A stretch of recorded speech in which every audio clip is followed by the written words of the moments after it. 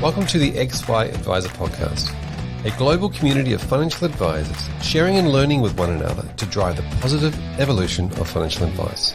To get involved, go to xyadvisor.com or simply download the XY Advisor app.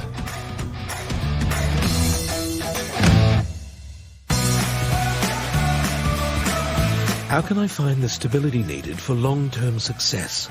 By investing with the world's largest active fund manager, who oversees over $2.3 trillion worldwide, adapting and growing across the globe, with more than 340 long-standing portfolio managers and analysts that have earned unrivaled access to the companies they invest in. Can I find a firm that values long-term stability like I do? With Capital Group, I can.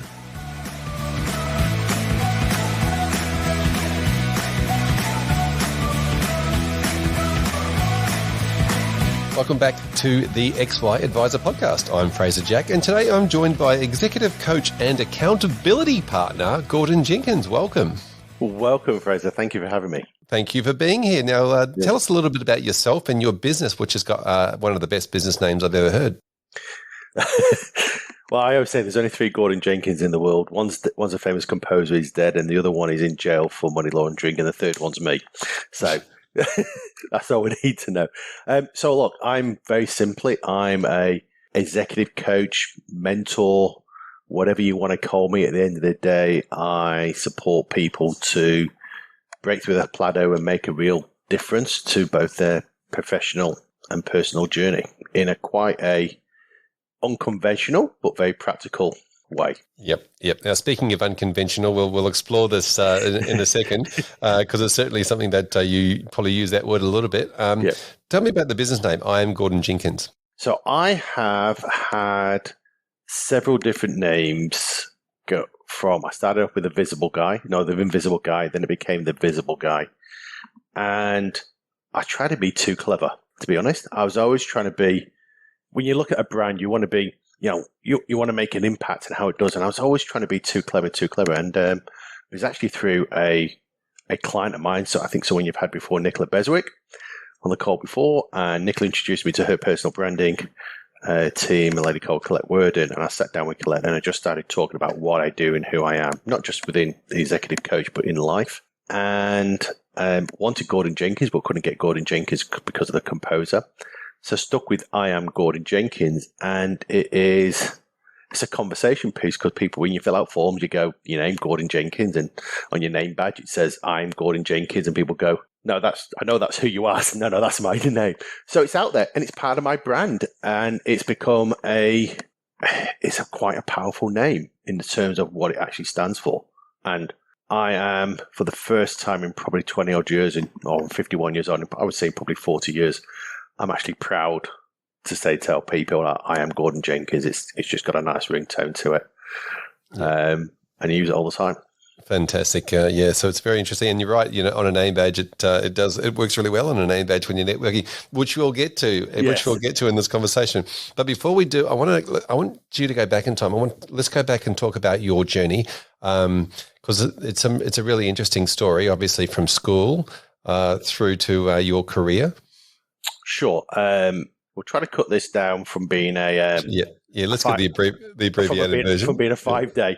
So what I want to say is that this is my story, and we're often scared of telling our stories, but we have to understand that this is my story. And I'm not saying it's better or worse than anyone else, but I want to explain that during the story, there's been some inflection points, which now I understand those inflection points, and it's who I created today. So as a kid at school, I was bullied daily. I was bullied 3 times a day at school.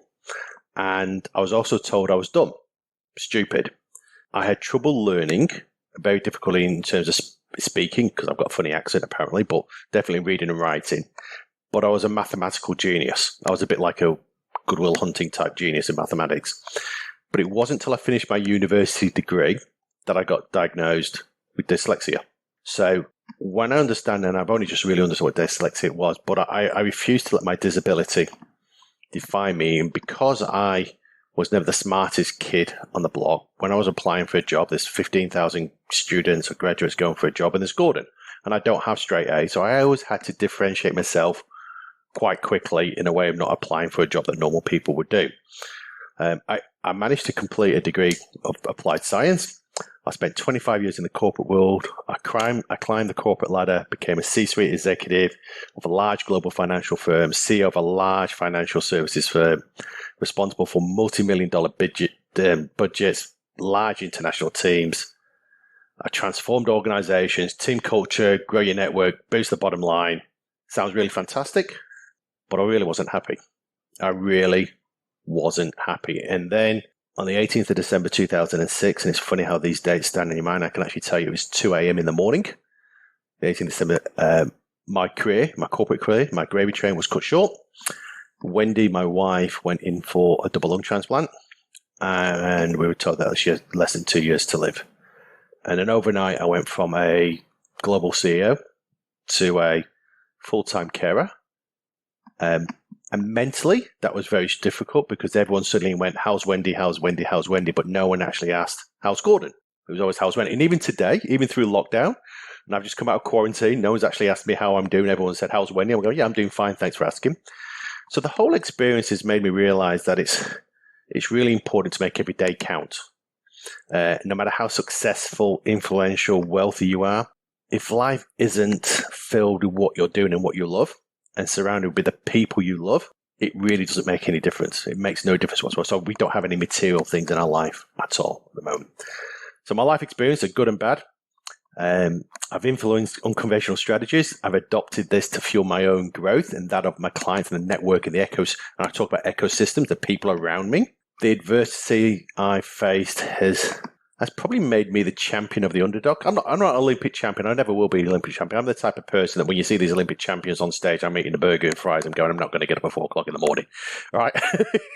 But what I have done is realize that I'm a strong advocate for celebrating our diversity and our individuality. And that's what I am today. And we talked about it off screen before.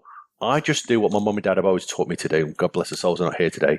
Is be me, have respect for each other, go out and do your best. And as long as you can do your best every single day, the rest of it will take care of it. Yep. Now, thank you for sharing that. I know that's a great journey and a great story, and there's obviously some fairly heavy, deep emotional parts to it, which really do shape the human you are and shape the way that and the reasoning why you coach the way you coach and you work with the people that you work with. I love the Olympian conversation. You might not be the Ariana Titmus winning the gold medal, but you're the coach in the stands doing the fist bumps, right? Yeah. So you do, and everything we're sort of going to talk about today, all the different topics that I've got noted down that I want to discuss with you, are kind of shaped by that story, which was why I think it was good to talk about that, and certainly that motto of making every single day count, and that comes back to that accountability. Do you want to hear my dyslexic joke? Go on then. When life gives you melons, you might be dyslexic. Sorry, I mean lemons. Yeah, it's a good one. That I like that. Let's talk about the idea of coach and being coached, because you say you're an executive coach, but you're also happy to be coached. Yeah, absolutely. I was good at certain sports. Unfortunately, it's cool. I was good at sports that didn't make a lot of money, like badminton. I was never the greatest soccer player, but I captained the school badminton team way before my time in terms of age or ability, and that's really important. A great leader and a great coach is not the best at what they do. They just know how to get the best out of other people, and that's different. So I know what I'm good at. I'm good at business and personal growth and networking. My wife and my accountant will tell me I'm not very good at operations. That's why I love doing podcasts, because all I have to do is speak and someone else does all the work. Yep. Okay. Yep. So when I think about, take away the school, when I came and I worked at UBS and there was a role came up to head up the products team, it's a role I wanted. It's a role I think I could get. But there's an important factor on that. I needed the operations people on my side and I needed the advisors on my side. So I knew I wasn't going to apply for the job. So my interview was by going out and having lunches with the CEO and the chairman. But I actually went and went and asked the chief operating officer of the business if they would mentor me, because this is a role I think I can add real value to. Then I went, and it's something I talk about in my chicken list, to the worst advisor in the room. So there's 300 advisors, the worst. And when I say the worst, not the worst person giving advice, but the one who's probably got the worst attitude. And ask them. So how do you find that worst advice? Did you ask them all to line up in a row and put themselves in a... They stand out. they stand out. And then went to him and asked him if he would support me. And that was probably my first time of having a unpaid coach mentor. And I don't differentiate between what a coach and a mentor does. I know it might upset a few people. And then I started building an ecosystem. And I think when Wendy went sick, what I realized is that I need my own support network. So I talk about flying. I've got a system about being on the plane in the airport system, but you can't fly a plane unless it's got fuel, unless it's got the baggage, unless the control tower says it's okay to fly. So I think in life that we've got to surround ourselves with that ecosystem around us, and Americans are really good at this. So I've got a personal branding coach. I'm happy to say I've got a psychologist who's an amazing, there's actually someone that my wife used for PTSD. Then we went together, and now I use them more often than my wife does. So absolutely brilliant at call. I've got a dietitian, as we're talking about, who we'll find out about my egg and bacon roll I had this morning, who keeps me highly accountable. So I've got those. I've got a branding coach, and I've got a personal coach. Now I've got another number, and then I've got another series of coaches who are actually my clients, who keep me accountable to what I say that I'm telling them to do. So if I can't tell them to do, or suggest they to do something, if I'm not prepared to do it myself. So the whole thing about coaching, I would say that anyone in life, and those, for me in my business, and me in where I am at the moment, those people, I don't differentiate between work and life. I just live. But that people around me, I am who I am today, partly because of those people in my life. Yep. There's a phrase that, when you climb the ladder, never forget those who built the ladder that you're now on top of. And that's really important to me. Yep. And the reason I wanted to make this a fairly topic of conversation fairly early on was, in my view, what you're doing with your clients is very similar to what financial advisors are doing with their clients. And, and that concept of having a support network or a team around you of people that can help you and guide you and make sure that you're, the guardrails and bouncing off them when you start to go outside outside the rails. But then also that conversation around your clients or also your coach is really important. I think that's something that advisors can try on, or put that hat on when it comes to how their clients being their coach as well. Absolutely. When I started off in financial services, it shows how long ago it was. KYC, know your client, had just come out in the AML, and in Australia it was very much approached. This is compliance, and thankfully it was at UBS. But if you take an approach of actually having a conversation with the client, other than just doing financial investments, and actually taking knowledge on what's happening to those clients. There's numerous occasions where I was getting phone calls from clients because they were about to make a business transaction, or they were about to get separated from the partner, and they wanted to know what would happen to the investments, how that would work. We want to let you know. When do we know? Or, my mother's dying, just to let you know that, we might do this estate. And I'm going, okay, there's $16 million coming out of the account here. Have we got the next succession plan already in place? Right? Do we know everyone? So the whole KYC is not, yes, it's there from a compliance perspective, but the whole purpose of it is so you know your clients, you know their clients, you know what they're living, because you want to be that trusted advisor where you are, oh my God, I won't get out of bed without ringing up Gordon, or I'm not going to buy the boat without asking Gordon. I'm not going to buy the house without asking Gordon. Now, it's not necessarily that Gordon, the financial advisor, is the person who will help me, but I trust Gordon that Gordon will know who to introduce me to that will be the best for me. So I never want the best accountant. I want the best accountant who can work with and understand what I want. So so that's that's the ecosystem, and that's really important from an advisor's perspective. Yeah, I like the way that you just sort of described that, the idea of leaning into what was known as a compliant thing, leaning into the reason behind that to actually say, well, how can we turn this into something that actually works well for the relationship? Now, one of the things I wanted to, as we move through my list of things I wanted to talk to you about, one of the things that you talk about a lot is the idea around time. like time is a big aspect. And obviously when you're an accountability coach, you're looking at both, activities, focus, mindset, but also around time and diaries and how people are spending their time. How do you work with your clients around this? So time only moves forward. Okay. And once we lost it, we never get it back. So let's move on.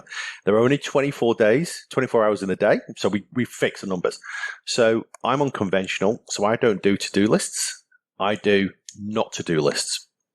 Okay. And I have my own template and framework for not to-do list. And you can Google not to-do list. But basically the way a not to-do list is you work out, you actually spend some time what you're doing. So the amount of times you get up and go for coffee, the amount of time you spend on emails, the amount of time you spend on calls. And you actually work out all these things you've got. You categorize them up into 3 different categories. When you go through the process, and you can do it in a day, but it works best over 2 weeks because you start to see some habits forming. You will, and I would guarantee that anyone that wants to go through this with me, you will save at least 1 hour a day. On average, when I do this program and I run through this with people, if they get into the habits and they actually do the habits, they save around about $250,000 US or $250,000 dollars, whichever one you want to put it into, a year in time, in lost time. So the really important thing is, so people say, yep, I've got a to-do list, I've got things to do. So there's nothing more disappointing that when you draw a list of 30 things you do, and you go home and you've still got a list of 20 things, and you come in the next day and you add another 15 things, and you only do 10 things. There's nothing more disappointing than that. If you want to think about the positivity, the emotion, the positive mindset, you put 3 things on your piece of paper that you want to do, and you do nothing else until those 3 things are done. Nothing else. Once you've scrubbed them off and you actually draw a line through it, and the positivity and the emotion you get when you actually draw a line to say it's completed, once those 3 things are done, if it's past 12 o'clock, you add 2 things. Once those 2 things have gone, if it's past 3 o'clock, you add 1 thing. Right? And you only add 1 at a time. You don't do anything else until that 1 thing is done. So it's just different mindset to it. When I did this in a financial services firm, and we talked about how the time was wasted, we worked out where time was being wasted and everything else, we calculated around about a $3 million in time wasted in the group. And when I said, well, okay, what opportunities have you missed out that you haven't got? It worked out about $8 million in revenue that was not exercised or worked on because we were working on time, because we had this time list. So it's really important that, sometimes we go, oh, it's just easier for me to do it than go back and ask someone else to do it, or doing different things. And, when I see good financial services firms or good professional services firm, when you ask for client information, you don't start the task until you've got all the client information. But it comes back to how you communicate that with the client. So when you've got all the client information, then you set the target of when you're going to deliver. And this comes back to accountability. If I say to you, Fraser, I'm going to deliver a product for you on the 16th of October, right? That is the last day that you expect it. I'm saying the 16th of October, but I'm always going to deliver on the 1st, right? Why? Because I've exceeded your expectations. But because I committed on the 16th and I'm only starting the work when I've got all the pieces of paper on me, right? That's how I get efficiencies. That's how I'm always differentiate myself in a way as well. So stop doing a to-do list and start doing a not to-do list.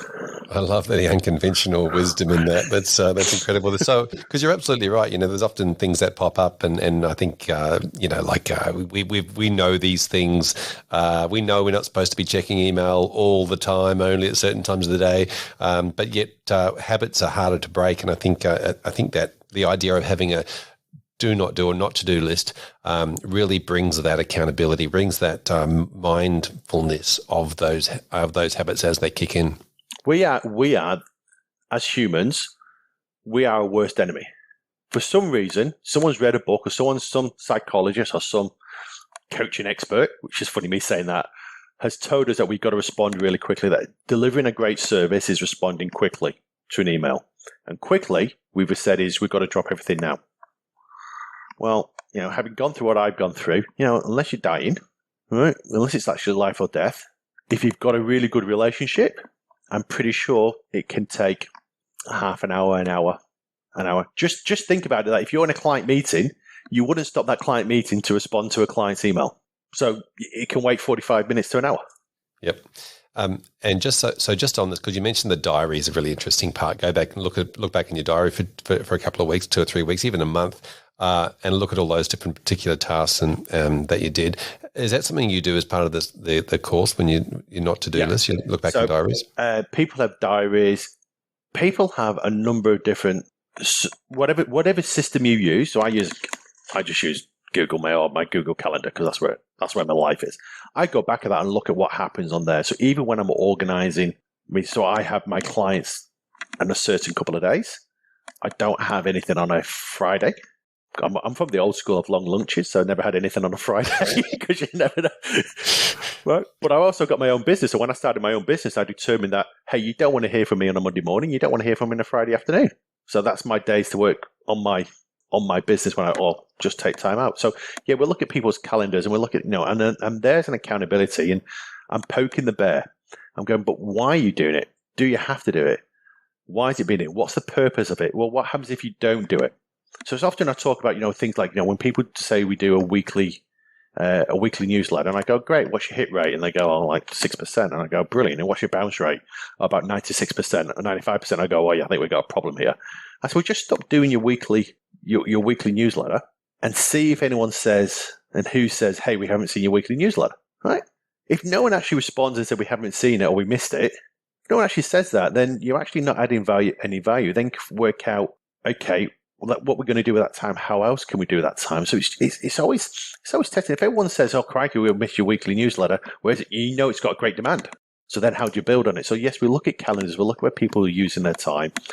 And it's poking the bear. I suppose from accountability perspective on my side, I poke away. I'm a no BS guy. I'm not looking for the waffle. I actually want to know what's the purpose? Why are you doing it? I'm not after the activities. I'm after the outcome. Yep. Which is really important. This is a really interesting part because the no BS guy, I think we sort of joked about this before. The idea that you've heard all the corporate speak, you know all that sort of stuff, right? But you're not looking for that. You're looking at the messaging underneath and the authentic human being underneath it. That's what it is. To me, it's actions speak louder than words. I'm always about the outcomes. It's a bit like, when people go networking, people say, oh, you got to go to networking event, you got to pick up business cards. Well, great, I picked up 20 business cards. I'm not interested in that. What I want to know is, did you pick up the business cards from the people that you knew were going to be at the event, and what's your next action? And people go, well, I didn't know who was at the event. I said, no, what you didn't do is you didn't find out who was going to be at the event before you turned up to ensure that your marketing was really targeted. And nor did you say to those people, hey, I'm going to be this event. It'd be really great if I could catch up for a drink with you. Now, that's real outcome. That's different to going to a network event and standing in the corner and saying, I just met a load of other financial planners. Well, yeah, great. Financial planner met a financial planner. You got your 6 CPD hours and that's it. Let's get stuck into this because I know you do a lot more stuff on networking. Let's go into networking. So you're absolutely right. We go to networking events. Look, I have to say, sometimes when advisors do get together, though, they start talking about different things. If you do get into that conversation above the surface, how you going? Great. You're busy? Yeah, I'm busy. We're all busy. Blah blah blah. Then you get under the line. How are you doing this? And you can actually start looking at some great problem-solving things if you've got problems, if that's what the event is about. So talk to me about what you and how you teach around networking. Sure. So that's really important what you said about networking. So often, I deal with a couple of financial services firms that look after extremely high net worth clients, and they often get, oh, can you look after my friend? And that friend doesn't fit your client base, but they fit the demographics of another financial planning firm. So having those relationships are really important. That comes back to, you always don't have to take on the client because it's a friend. It's what action you take. So networking. So let me say this, and not everyone likes going to network events. And if you don't like going to network events, that's perfectly okay. Don't go, which is really weird for me being a networker, say don't go to network events. So if you're not going to go to a network event, what else are you going to do? Because to do nothing is not the right thing. Some of the best networkers I know only go to network events today because they get paid to go to network events. So if you take someone like a Gary Vee, hates networking, pay him $150,000, he'll turn up to a networking event, but doesn't really like going to network events. So if you're going to go to a network event, make sure, like you said, if you're going to go to one that's where there's other financial planners, You're not going to build business. You're going to learn, educate, develop. All right, find your own, I suppose, your coaching, your networking group where you can lean off each other. And I think, within the industry, the majority of us do share that information, don't find ourselves competitors, and we actually learn a lot from each other. So if you are going to go to a network event, so if you're going to go to medicos or traders or something like that, just turning up as a financial planner or financial advisor, you're going to stick out like a sore thumb that they're here for business. So how else are you going to penetrate that marketplace? So one of my big target markets for me personally is in the legal profession. I do a lot in the legal profession. About 4 years ago, I joined an association. It's called Women in Insolvency and Recovery. They have the best AFL grand final footy lunch evening. It's just for me. I joined it because I just wanted to do something for me because I'm my own business.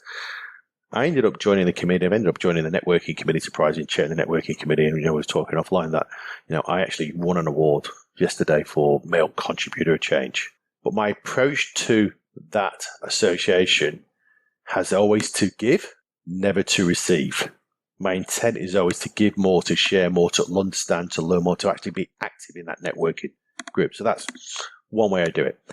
If you're going to go to a network group where your target market is there, hopefully you know people beforehand, so you can go along. So you don't ever want to stand in the corner. But if you don't like going to network events, don't go. So there's other things. Most of you, there'll be a lot of your listeners that will have kids at school. Are you actively involved in your school committees? Why? Because you're probably at the same age group as other kids' parents. And if you're at a private school, you probably can afford the private school fees. So you've probably got the same wealth. Okay, so get actively involved in it. Why? Because when when one kid plays with another kid, what happens? The parents start talking to each other. They're not about being an accountant or financial planner, but they introduce themselves to make sure that family that the child's playing with is from a good family. So you start talking about something about who you are, not what you are. So that's to join committees, join a charity, join a committee, get involved in podcasts, look at what your differentiation is. You can just do LinkedIn. I've got a LinkedIn marketing strategy. Okay. I actually don't talk to anyone until someone engages through my LinkedIn messaging. So networking can be a variety of different things. It doesn't matter whether you're an extrovert or an introvert. It's about doing things on a very consistent basis. So when we talk about that not to do list, my timetable, I've got a calendar where I've got 8 things this week I'm doing regarding networking, and only one of them is a lunch. So I'm doing different things all the time, targeting different marketing pieces. So there's a free ebook I've got called Network with Purpose, 30 different ways to network. Right, out of that 30 different ways, there's probably 5 or 6 that anyone can adapt at any one time. They are pandemic proof. So it doesn't matter that we're in a pandemic, or it doesn't matter we're in a lockdown. In fact, some of them actually work better that we're in a lockdown.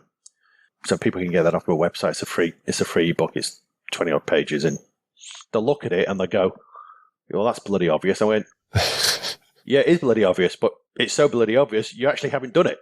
Yeah.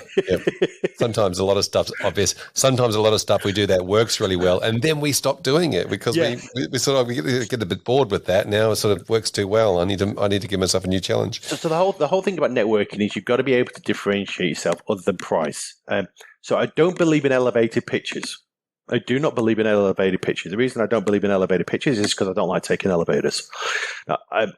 Is because an elevated pitch is a sell, and it gets you there for 30 seconds. But if I'm having so when someone meets me, you're expecting me to say to you, how are you doing? Or what you do? Well, I never say that. The first question I ask is, who made you smile this week? And the person goes, well, I've got my elevated pitch ready. I said, I don't really care about it. I want to know who made you smile. The second question I ask is, who did you make smile? I want to know who you are. I'm intrigued about who they are as a person. So networking can be a variety of different things. It can be whatever you want to be, but it has to suit your DNA and who you are. Yeah, I agree. I think it sort of needs to be a bit more of that longer form. This is who I am versus just a quick elevator pitch. That's great. That ebook is a great resource, and if somebody wants to grab that, they should go to your website. I am Gordon Jenkins and download that. I have a saying about networking events when I go to. Sometimes I can be extroverted. Sometimes I can be introverted. I'm kind of like sitting on the fence. Sometimes swing between the two. But I like the idea that I'm going here. I'm here to stand out, not to fit in. Is one of my things. And that's right. And you've got to know what your story is. So I go in there and people say to me, it says Gordon Jenkins. It might say executive coach. Oh, so what's your coach? Are you an executive coach? Well, thank you for the bloody obvious. And they said, well, what do you do? I said, well, you've got a choice. I can tell you about why I'm an executive coach. I can tell you why I wear odd shoes, because I always wear odd shoes, the blue shoes, but the very odd shoes. Or I can tell you why I carry a yellow rubber duck in my pocket. And I don't go anywhere without this yellow rubber duck. No one ever asks me about an executive coach. But each story, whatever they ask me, reverts back to who I am. And the idea at the end of it is they're so intrigued about who I am. They're actually compelled to actually find out more about me and go about me, do it. Now, sometimes if I bring someone with me to an event and they say, well, tell me what you do. I say, well, look, rather than me tell you what we do, let me introduce Nicola Fraser to you. And Fraser, why don't you explain what I do? Yep. And that's a great segue for someone else to validate who I am, because they're going to tell you about their own experience. They're not using my elevated pitch. Yeah. 100%. And they usually do it without any BS as well. Yeah, you get their testimonial. And then we'll go into testimonials in a moment. But you're definitely here to stand out, not to fit in type of person as well. And I love the concept that you mentioned earlier where you go to give. You have that focus on not here to – you go to give and then you'll get something back later. It comes a bit later. So I used to think about cash rich, passion poor. I say today I'm passion rich, cash poor. Not that I'm pouring cash, but I follow the passion of people. And the rest will take care of itself. If I'm following the cash, my mindset is completely different. So follow the passion of people, and the rest will naturally just occur. Yep. I think if you say cash rich, passion poor, and then you say passion rich, you don't go back to cash poor. It just means cash stays rich. Yeah. We talked about. You mentioned a little bit around the ideas of price and fees in the last conversation there. Talk to us about how you work with the advisors in this space. So, like any advisor, like anyone in a service, if someone asks me how much do I charge, I go, I understand why you may ask that, but I don't think we're actually fit. We actually don't think we're fit. So straight away, if someone asks me about how much do I charge, good chance that they're price hunting.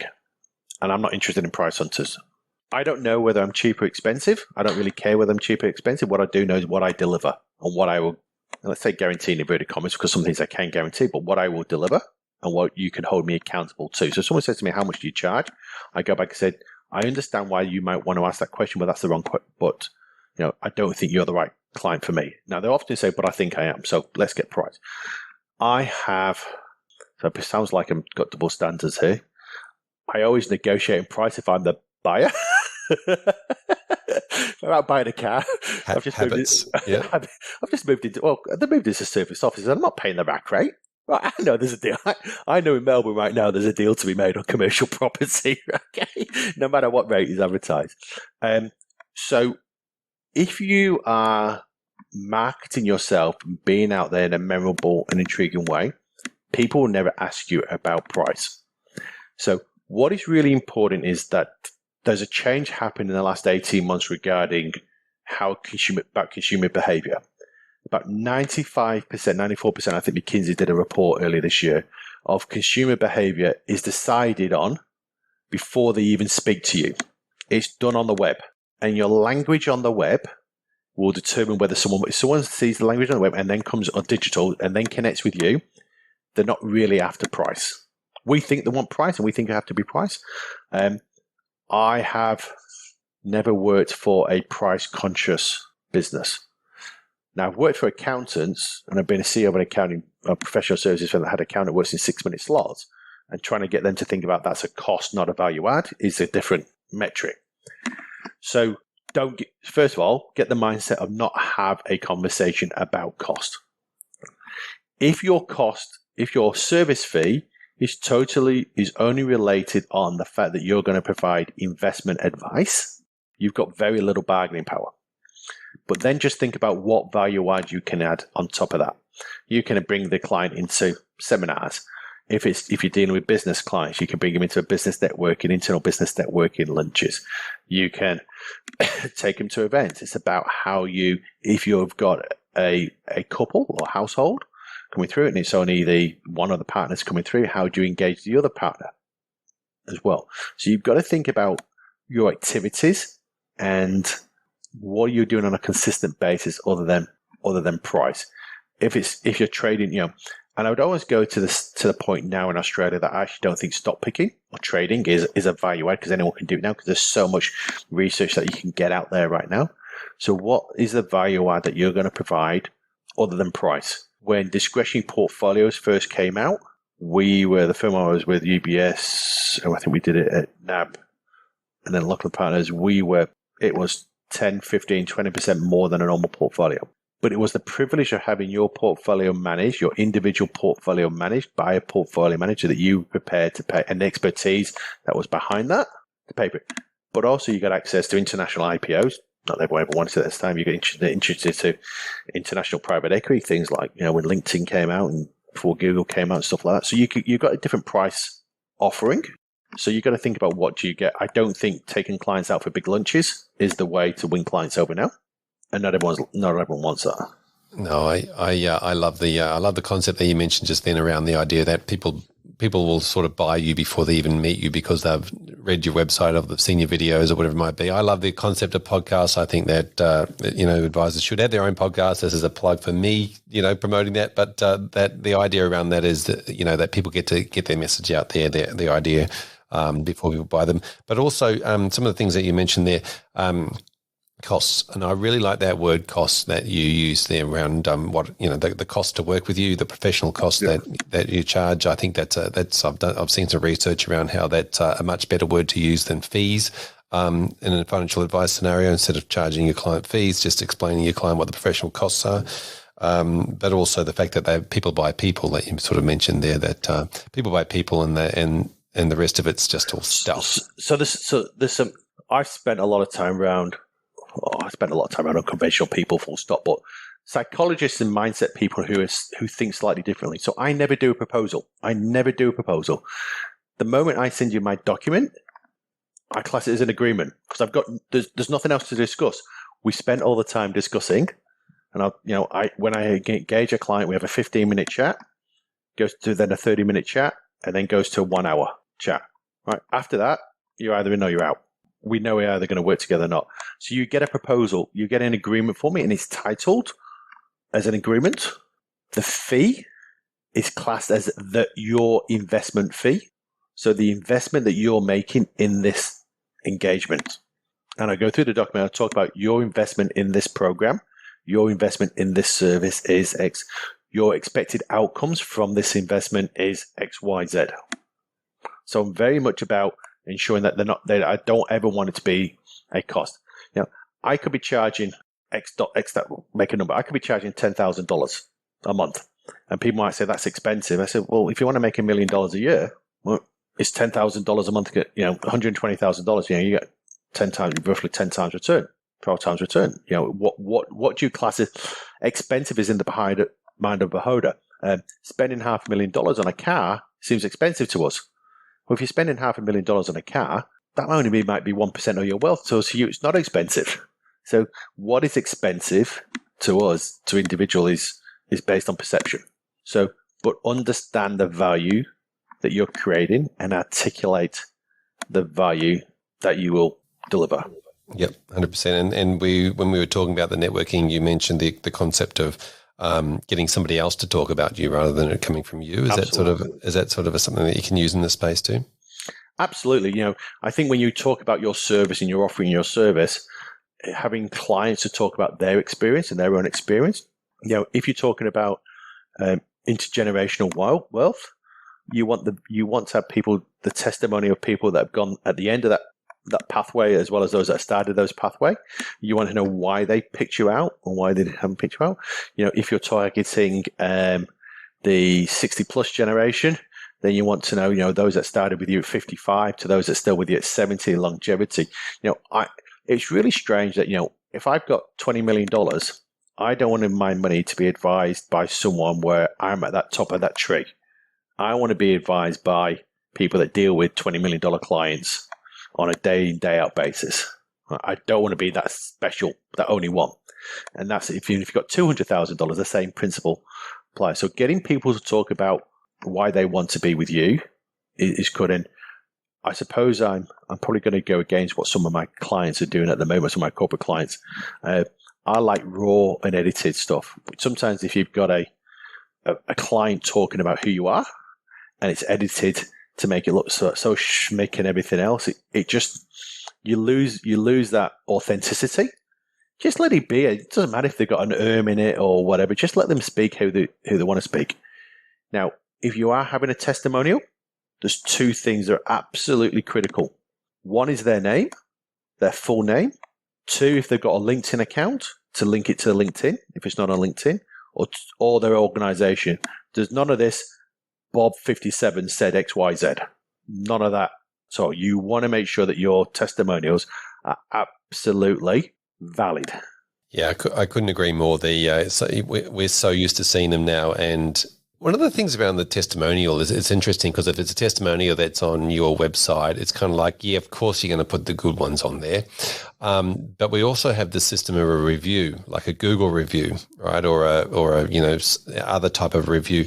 Is it a 5-star, et cetera, et cetera. And I think that's a great way too of being able to promote your business, to be able to say, Gordon, thanks for being a client of mine. Really appreciate it. You might want to do a testimonial for me, which I'm going to get into a bit more in a second. But can you, would you be able to leave me a Google review and give them a link and a way to that? So absolutely. So I can talk. One of my worst testimonials is actually one of my best testimonials. Okay, and I'll explain how that happened.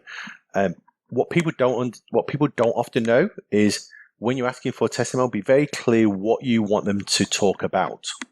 I don't want them to say Fraser's a good bloke.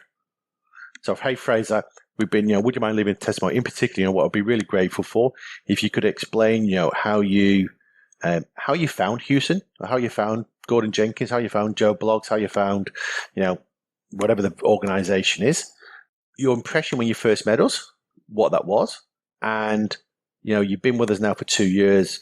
Can you let us know what you think? Has it met your expectations? And be honest. What things haven't we done well? Yep.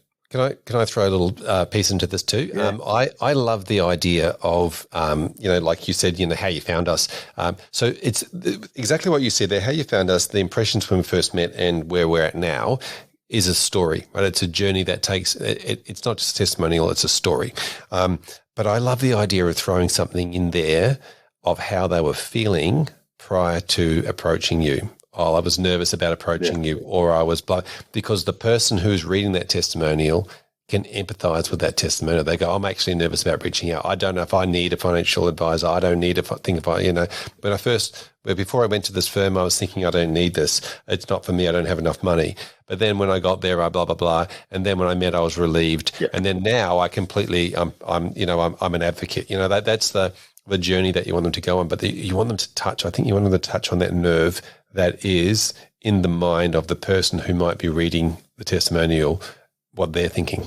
Yeah, absolutely. Fantastic. Did I get a little pass back then? I'm thinking, if I copy that, do I need to reference Fraser? No, just say you heard it on the podcast. Yeah. So testimonials are really important. So I do all my testimonials on LinkedIn. Right? I've started now getting Google testimonials, and the reason being because my Google's starting to go up. So I say to people now, I'm after 2 testimonials. Can you leave me one on LinkedIn? But also Google's becoming a key part of my business growth. Do you mind doing both? And they go, yeah. So that's no problem. So they're all on there. So I talked about my worst testimonial, which is my best testimonial. So in 2018, unfortunately, my father passed away, and a couple of months before that, a friend said to me, says, Gordon, I've never had a coach before. Would you coach me? And I said, yes, but so you understand, you're a friend, but you're still going to pay because there's no free. I only do freebies for Women in Insolvency and my own foundation, my charity. So you are going to pay because you have to feel the value. And at the end of the 3 months, you'll know then either I am the right coach for you or I'm not the right coach for you. And if I'm not the right coach for you, you'll actually know what type of coach you want. It's fair enough. And then he saw my fee and he goes, is that mates rates? I said, no, mate, it's a full rate because I don't do mates rates. You just pay because you get value. I said, when you get a horse and you don't want to pay the full price for a horse, do you expect to get a 3-legged horse or a 4-legged horse? You get a 4-legged horse, right? Okay then. After about 2 months, we sat down and it wasn't working. He said to me, Gordon, it's not working. I said, I know it's not working. So that's fair enough.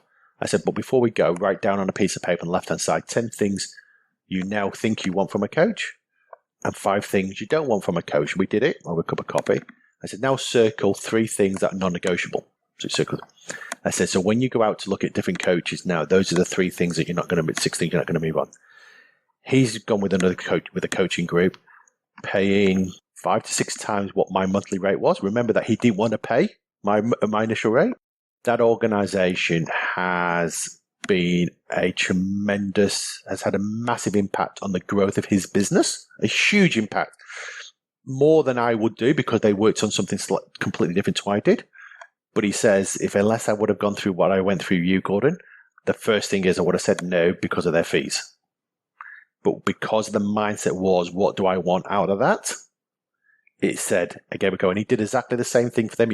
He committed to a 12-month program, but he said it's a 3-month trial. It's like a 3-month probation. If it doesn't work, if we don't gel in the first 3 months, then I want to leave. Now, I know with financial advisors, you can't do that, but you can take the same ideology. You can take the idea and adapt it to the business and the way that you introduce it. And I would say that part of the ideology is when you talk about what we're going to do for a client, the first impression of a client, really, of a new organization is not the investment, it's the onboarding process. And if you can't get that onboarding process down pat, if you're making errors on that onboarding process, if people aren't communicating, and if you're offloading the work into client service teams and they're not really communicating and the internal communication is not right, your first impression of that client is going to go downhill straight away. And that's going to be really hard to recover from. Yeah, it's definitely the onboarding process as a whole. Like you said, there's the whole first impression piece, and you can break that into 6,000 different small pieces, or you can get that. That's probably haven't got time to cover all of that today. But one of the things I wanted to bring up and have a chat to you about was the concept around, and this is. I guess we've had a couple of conversations around the idea of compliments and appreciation and showing that. As you said, you mentioned the idea of authenticity and bringing this into the conversation. So I haven't read a book on this. I haven't listened to podcasts. This is the way that I was brought up to say thank you. Go back to my sporting coach.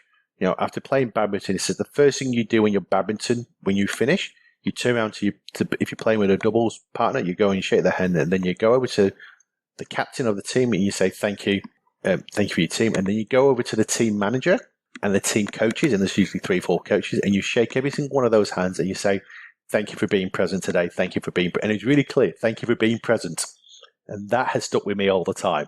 Thank you for being invested. So when you say to someone, how are you? You pause and you expect to listen back to them and their comments back. So there's a large accounting group, and they have the word appreciation as one of their values. And one of the ladies I coach is really big about this appreciation. She got an email from someone that she didn't know within this organization. It's thousands of people. And he went, I just checked all my emails, and I've got 4,000 emails. So they're an accounting firm, so you can tell they never delete their emails. There's only one email with a word appreciation in it, and it came from you. Now, that was massively powerful for her. So what did she do? She picked up the phone and had a conversation with this person she's never, ever spoken to. She didn't actually even remember what she actually said appreciating for. So she actually said, I don't actually remember what I did. So being appreciated and saying thank you is something that you can say thank you in other ways. You can say thank you to, as a general email, you can go up to people and say thank you. You can pick them out in Teams meetings and say thank you, I appreciate your work. We talked about it before. Google 100 ways to say thank you and 100 ways to say appreciate you. Some of them are a bit crass, but use them all the time. In my drawer, I've got thank you cards. I handwrite thank you cards. I've got congratulation cards. I handwrite congratulation cards. I tend not to send emails. Okay, I'm always looking to differentiate myself. When you take clients on to functions and the partner's staying at home, what do you do for that partner? When you go into the football match and the partner's going, you're going for a lunch or a football match, or you're going out to a football match or something like that, or a long lunch and you're taking one of the partners, but the other partner's staying at home, what do you do for that partner?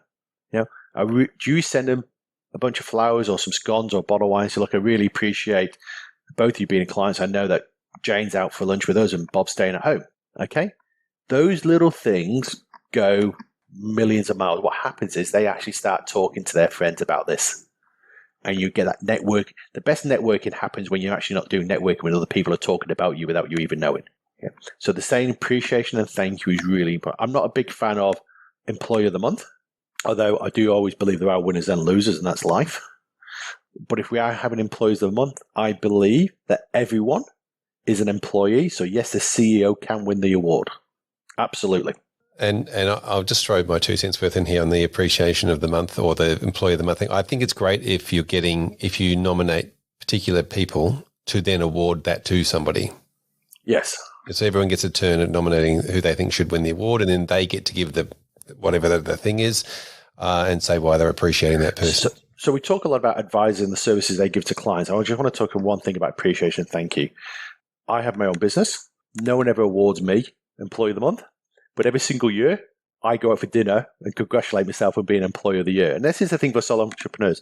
But the other thing I do is every fortnight, I have a date night with my wife. Okay, between 6 o'clock and 8:30, she has her own resilience business.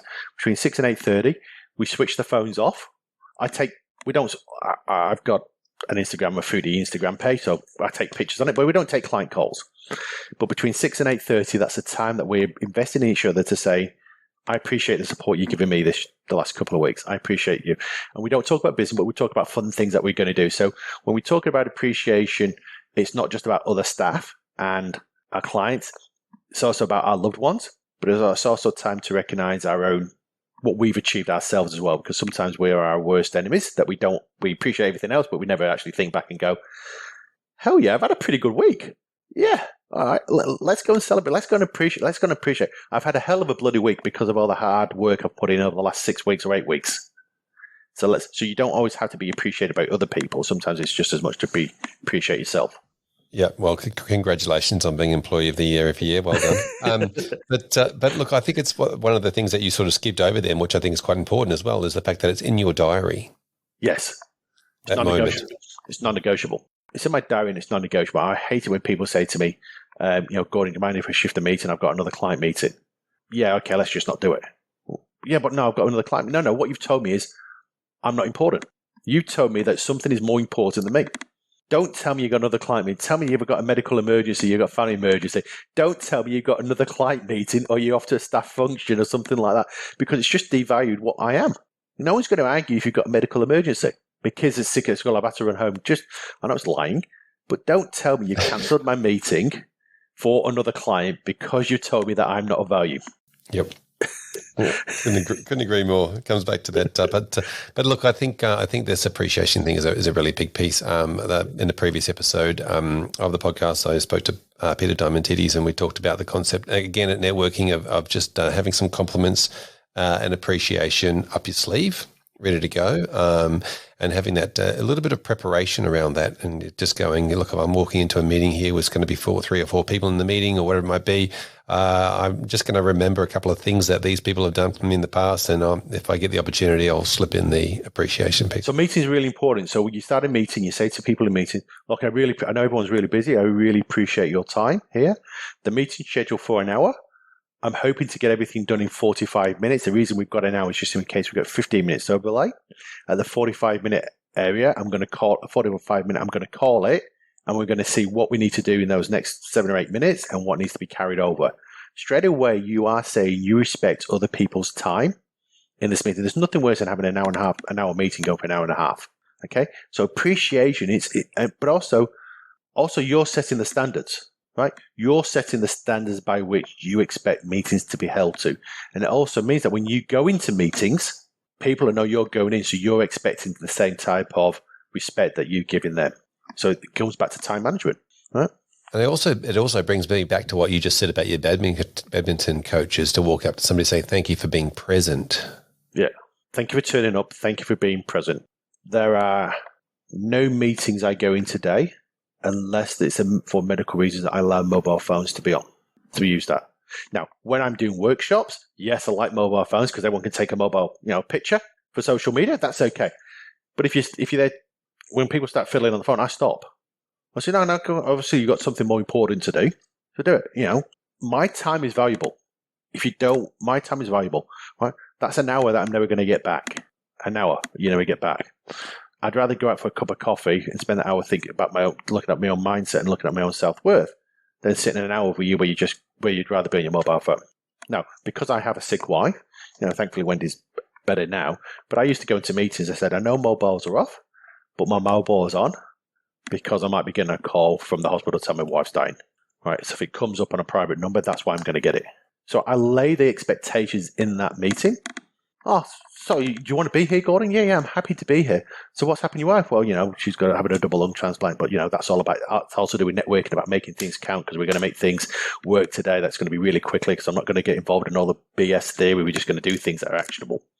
So again, you're tying everything in. So set the standards where set the standards going through. None of this is rocket science to me. Some of it's very unconventional in the way we think, and I think the way we think is because we're tainted by a very traditional way of learning. And the very traditional way of learning is we go to school, we go to college, we go to university, we read textbooks, we parrot fashion textbooks into exam papers, we get a degree, it's on the wall. So very technically savvy, but not very streetwise. So technically savvy, and this comes back to I want to know who you are, not what you are. Right?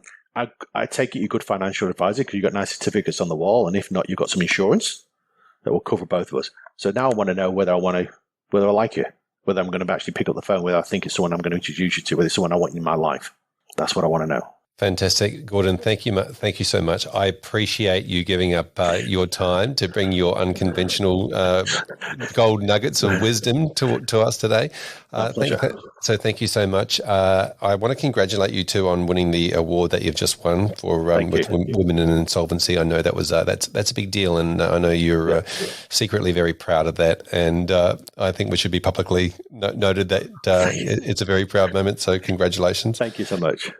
Now, Gordon, if somebody wants to get hold of you and continue this conversation, what's the best way for them to find you? So my website is very simply imgordonjenkins.com. So on there they can find me. Social media, you just type in Gordon Jenkins or I am Gordon Jenkins. You'll find me on LinkedIn. You know who I am. I'm a bald guy in a blue suit. I'm very good. So professionally, we can find you on LinkedIn with the odd blue shoes and the rubber ducks. Yes. Obviously, if you're a foodie and you want to, might be able to find you on Instagram by the sound of it. Yeah. So that's it. Look, and anyone that's listening, that's some of the I've listened to some of your podcasts before, and I've connected with some people that have been on your podcast. And I've built up some fantastic friendships and relationships, some that very well, Fraser, on the back of that, and some great business opportunities. And the first thing comes from having a conversation. So I just want to put that, if someone just wants to have a conversation, let's start off and have a conversation. The worst conversation is a conversation we never have. So if someone just wants to have a chat to me, if I can help you without actually engaging, I'm going to help you. And I'm pretty sure some of the stuff we've talked about today is very helpful for the listeners. So I second that idea. It's a very appreciative of your time, and I look forward to chatting to you again very soon. Thank you. Well, there you have it, another episode of the XY Advisor podcast. I'm Fraser Jack, and I'm joined by Emily Blanche. Hey, Em. Hey, Fraser. How you doing? I'm tremendous. Thank you for asking. It's been another great episode, and we're here to do another great shout out to one of the members of our community. Yes, we are. So today, I would love to give a shout out to XY member Rob Wary. He kicked off a great discussion on active versus passive investing. It really came around his share of the Spiva report, and this kicked off some awesome comments, people adding in other areas or places that they go to find great research. Advisors were sharing their investment philosophies and their methodologies and what they use in their businesses, and other advisors were adding value and sharing some other PDFs and resources that they've used to support the research that they do for their clients. So thank you, Rob, for sparking a fantastic discussion, and thank you to everyone who got involved and really made a really valuable discussion on the platform.